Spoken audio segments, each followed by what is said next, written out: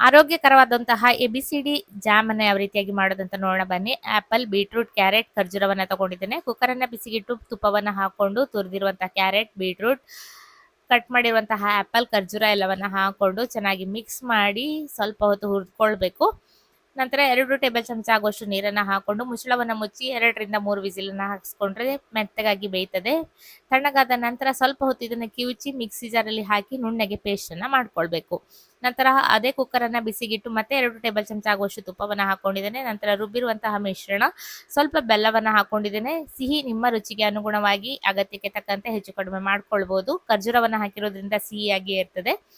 ಚೆನ್ನಾಗಿ ಕಾಸ್ತಾ ಹೋದ ಹಾಗೆ ಗಟ್ಟಿ ಆಗ್ತಾ ಬರ್ತದೆ. ಜಾಮ್ ಕನ್ಸಿಸ್ಟೆನ್ಸಿಗೆ ಬಂದ ನಂತರ ಉರಿಯನ್ನು ಆಫ್ ಮಾಡಿ ಕೊನೆಯಲ್ಲಿ ಲಿಂಬೆಹಣ್ಣಿನ ರಸವನ್ನು ಸೇರಿಸಿ ಚೆನ್ನಾಗಿ ಮಿಕ್ಸ್ ಮಾಡಿ ಗಾಳಿಯಾಡದ ಡಬ್ಬದಲ್ಲಿ ಹಾಕಿಟ್ಕೊಂಡು ಬೇಕಾದಾಗ ಚಪಾತಿಯ ಜೊತೆಗೋ ಬ್ರೆಡ್ಡಿನ ಜೊತೆಗೋ ಸರ್ವ್ ಮಾಡಬಹುದು. ಮಕ್ಕಳಿಗೆಲ್ಲ ಒಂದು ಆರೋಗ್ಯಕರವಾದಂತಹ ಜಾಮ್ ಇದು. ಇಷ್ಟ ಆದ್ರೆ ಲೈಕ್ ಮಾಡಿ.